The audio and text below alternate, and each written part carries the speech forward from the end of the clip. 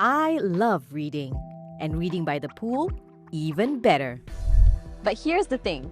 At this hotel, the book isn't the only thing telling a story. The space itself has a lot to say. In a city of towering buildings and jaw-dropping architecture, skylines aren't the only things changing in Qatar. The next chapters of the country are already being written. Could the future of hospitality be less about where you stay and more about what stays with you? I'm Laila Humaira, and this is Qatar in Motion.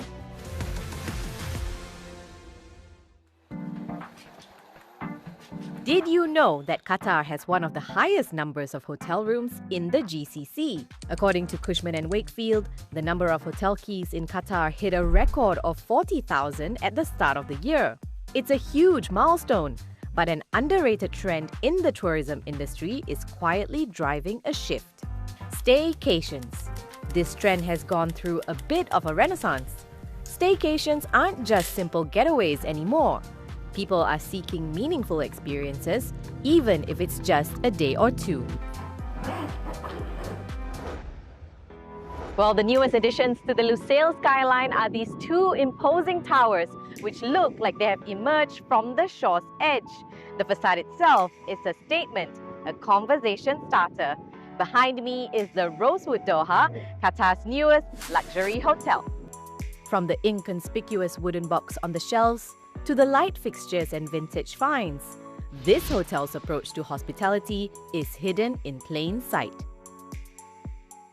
Nowadays, luxury, it's about relationship experience, but not in your face. You don't realize, but everything is planned and is beautiful place. And I think we have built that into the Rosewood Doha, right? And how we created that experience that represents Qatar on a modern canvas.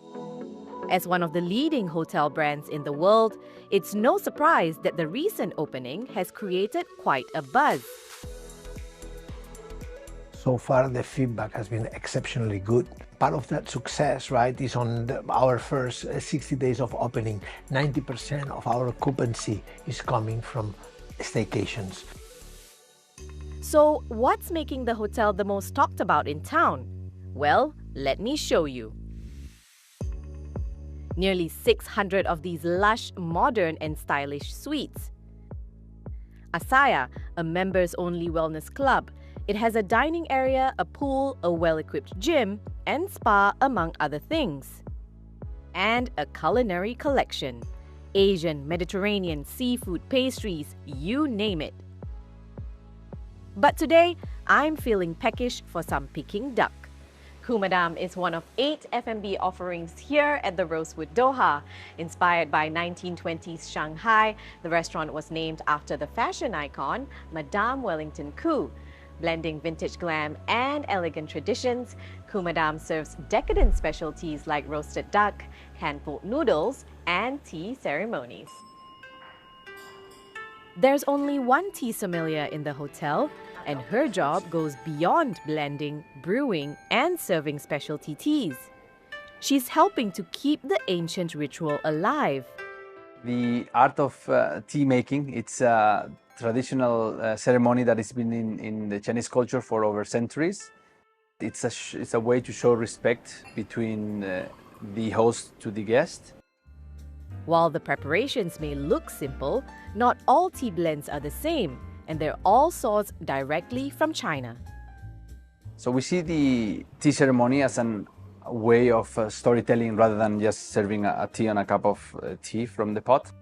So we have a tea sommelier that actually is in charge of this ceremony and on training the team, because we want to make sure that everything has a meaning. The hotel's interior takes you on many different journeys, but the exterior of the structure also has its own lore. The man behind the facade masterpiece is very well known in Qatar. Ibrahim Al-Jaida has designed and restored hotels, stadiums, mosques, community spaces, and museums all around the region. But this is his latest project that has been brought to life.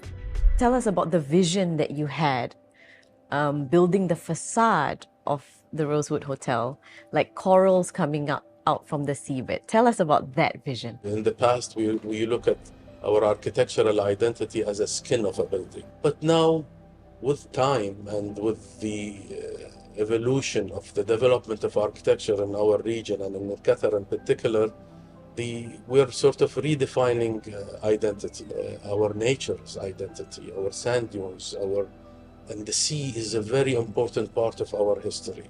Our ancestors were pearl divers, so the depth of the sea is so important for us. The treasures of the sea are so important. So I wanted to utilize the coral reefs, but put it into a context to where I still can screen the building, reduce the sun glare, yet in a story that really belongs to our environment and to our identity. Can you tell us a little bit more about the sustainability aspect that you looked into to make sure that those features are in the building? Well, sustainability now is not a sort of a marketing thing for Lusail and for Doha. It's a legislation. An important part was how to reduce the sun glare, which we started talking about how the skin of the building started behaving. That's inspired by the corals. Then you go a little bit more into details, which your typical visitor may not see directly, but how efficient is the water consumption, how efficient is the electrical consumption. In the past, they tend to put a glass building and pump energy to cool it down. Now with the screening, you reduce that substantially. How do you think architecture will continue to grow and develop in Qatar? And what do you hope for the next generation of Qatari architects to follow in the legacy of your footsteps? A new vocabulary for this younger generation is developed, and I see the younger architects are really getting inspired of the vast sources of inspiration, whether it's our desert or our sea, the Tao. There is so much to dig in and to be inspired from into our culture. And that, I think, is going to create a wonderful direction into contemporary Qatari architecture. Ibrahim's mission to preserve Qatar's architectural language is echoed by Rosewood Doha.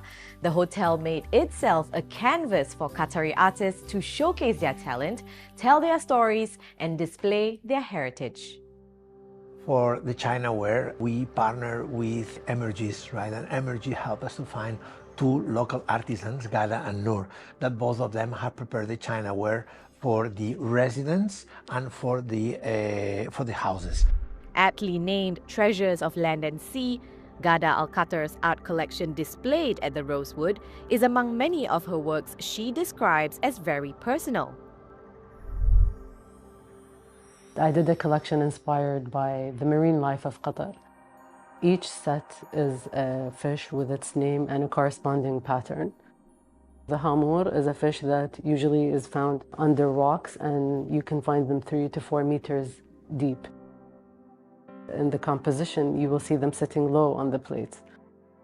The fish, when you try and attempt to catch them, they jump. And so I tried to reflect that in the movement. The bowls and the curves came from movements of waves and the plants you find and corals you find in the sea. I'm very deeply connected to the sea and the ocean. My great-grandfather was a pearl merchant, and we live in a coastal city. I grew up in a culture and in a tradition that is very oral. So our history is transferred orally. And just between a generation of my father and my grandfather, so much has been lost. So I'm trying to create the things I wish I'd seen or I wish my parents have done for their moment in time. Then maybe in 100 years' time, people can see, what Qatar was about in this given moment. I think it's an artist's responsibility sometimes to reflect that. I thought of creating a collection that instigates a conversation between people. The idea is to create its curiosity and beauty merged together. For people to learn something, especially about Qatar, they don't get to see or learn from anywhere else. I would like to continue my work in showcasing my culture, both Arab and Qatari, in documenting and archiving. Architecture and art, two key pillars for building a unique hospitality experience. But how will the industry continue to evolve? And what role does Qatar play on the global stage? Well, I'm putting those questions to Hospitality Qatar, the premium hospitality event gathering industry leaders, stakeholders, and innovators all in one place. Hospitality Qatar marks its 10th edition next month, and I caught up with the organizers ahead of the festivities. Qatar as a state and subsequently Qatar Tourism as an authority, they have a very ambitious plan to turn Qatar into a top touristic destination by 2030 by hosting almost 7 million visitors by then. The exhibition is trying to accompany this growth, this development. We are focusing more and more in the past 2 years and going forward on the skills aspect, on the technology aspect also, to go towards a smarter, greener, more sustainable industry. For the very first time ever, actually, Hospitality Qatar is going to host the Bookies Door competition.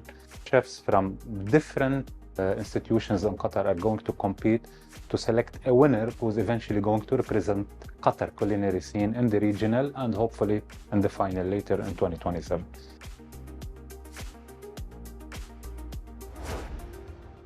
Well, it's clear that Qatar is creating something special at the intersection of hospitality, tourism, and architecture, embracing trends but elevating the experience to stay ahead of the curve.